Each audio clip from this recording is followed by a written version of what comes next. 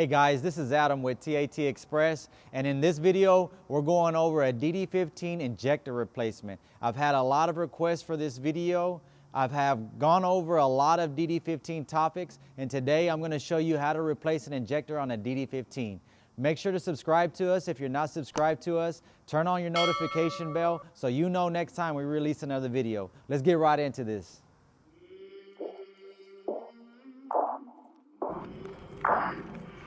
I came from the mud, there's dirt on my hands.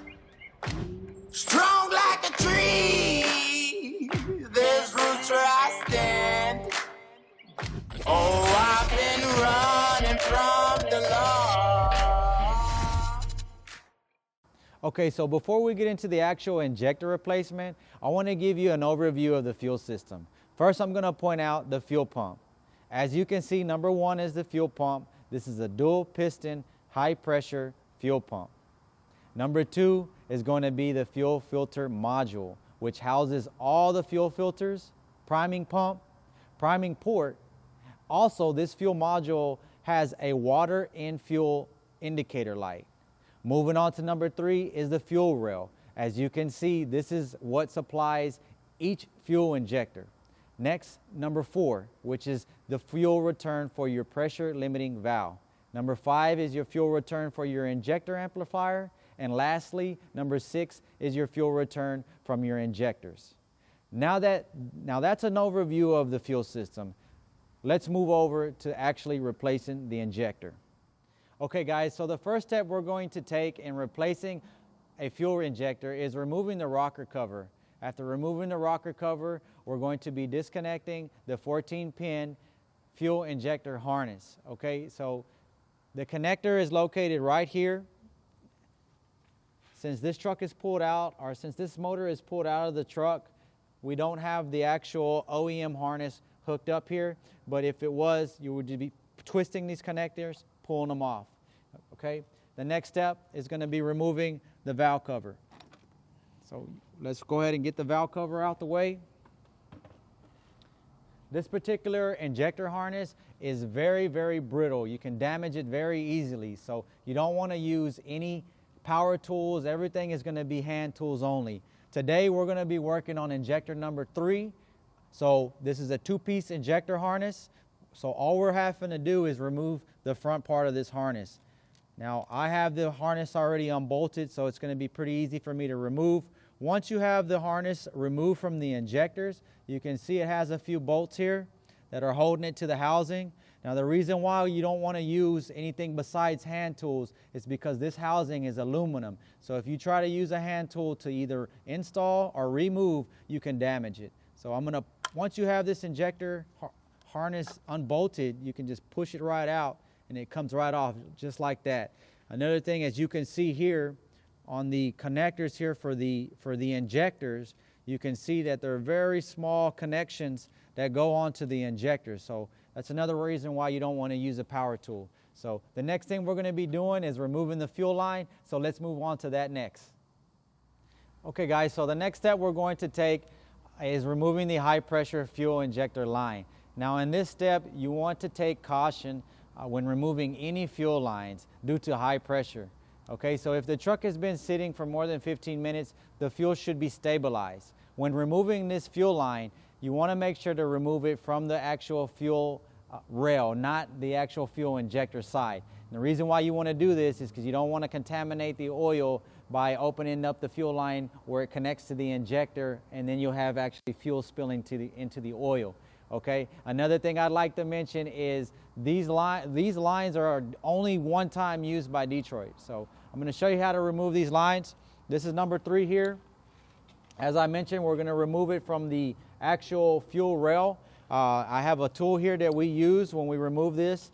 Usually we just put this here on a ratchet, and the ratchet's going to have, this is already loose, but this is for demonstration purposes. This is how you're going to remove the line. You crack the line. Of course, the fuel is going to come out. Once that fuel has stopped coming out, we can crack the line from the fuel injector itself. So we'll have it here. This is going to help us get that off. Once we have this fuel line all the way off, it's gonna come all the way out. So this is the fuel line coming from the fuel rail going to the injector. Now that we have this removed, let's go ahead and move on to the next step, which is actually removing the hold down bolt on the injector and removing the injector. So let's move on to that. Okay, so we're back on top. The next thing we're gonna do is remove the injector hold down bolt and pull the injector. Now, I have this injector hold down bolt already loose, so I'm gonna pull this injector out. Sometimes these injectors may need to be pried out by the body, but here we go. I got the injector out here. Now, as you can see, the hold down bolt and all the O-rings here. Now, anytime you replace an injector, you have to replace all 3 O-rings. You got 1, 2, and 3 on the fuel line. You also need to replace this injector hold down bolt due to any kind of stretching. Once the injector is removed, you're going to clean out the bore. Make sure you soak up any additional fuel that kind of spilled in there. Clean up any soot. Make sure you don't have any deposits in there before you reinstall. As I mentioned, replacing these O-rings, these 3 O-rings on this injector is very important. If failing to replace these injectors can cause a leak, okay? Another thing, if you're going to be replacing an injector with a new one, you have calibration codes on this injector that you're going to have to write down and program, calibrate the new injector once everything has been installed. So once everything is cleaned up, we're going to go back on with the injector. When you install this injector, you're going to go with the hold down bolt, new O-rings, the bottom O-ring as well, the copper O-ring with the indentions facing up. We install this back in the bore as one assembly, just like this. So when you go back in this, you're going to go just like that as one assembly, okay? Once that's installed, what you're going to do before you torque it, you're going to tighten it down hand tight, okay? You're going to tighten it down till the injector is all the way seated. Once it's all the way seated, you back the bolt off before you do the torque settings. Now, the reason why you do that is when we go back in with this fuel line, we're going to have to line this fuel line back up with the injector. Not all the time it's going to line up just right, so keeping this injector just with a little bit of play in it is going to allow us to line this injector back up before we tighten it down. Now, once we have this line back installed, what I'll do here, let me grab this line. Okay, so you're going to grab this line. We're going to go back in it just as we took it off, and you can start the threads on the rail, and then you're going to start the threads. Make sure not to cross thread anything, okay? Once you got this injector in there, you're able to move this injector around. As I mentioned, we just hand tight this down. We can start the threads on the fuel line. Once we got the thread started on the fuel line, as I mentioned, you can move the injector around to get the thread started. Once you got the thread started on the fuel line, we can go ahead and torque this injector down. Now, the torque settings for this injector is going to be 15 foot-pounds. After you achieve your 15 foot-pounds, you do an additional 90 degrees, okay? Not 90 foot-pounds, that's 90 degrees. Make sure not to do 90 foot-pounds, okay, guys? So 15 foot-pounds is your first step. The second step is 90 degrees, okay? Once we have that tightened down and we have our fuel lines already started, we can go ahead and torque these fuel lines down. Now, the tool that I showed you in the step before this is the same tool you're going to use when you install these lines. What you're going to do is a 35 foot-pound torque on the line for the injector and also for the rail. Once you have those both tightened down, you have the injector tightened down, everything is good to go back together. You know, what we're going to do is go back with the injector harness. Is going to go back right here, exactly where it came out from. Make sure where this connector comes into this housing, you want to make sure everything is nice and clean in here, and this seal is not too wore out. This seal can tend to leak if it's wore out. This goes back in here, and of course your injector harness goes back on.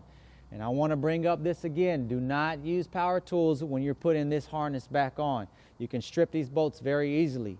Also, when you start the bolts onto the injectors, you all want to start everything by hand. You do not want to cross thread anything.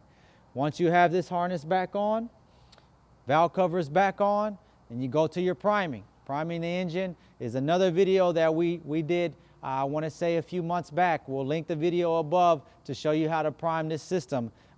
That's going to be needed as well before this truck is started up. Okay guys, so that's how you replace an injector on a DD15.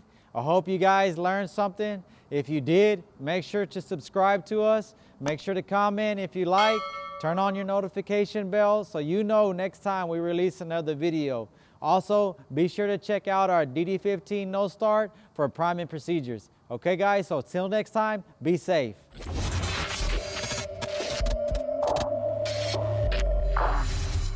I came from the mud. There's dirt on my hands. Strong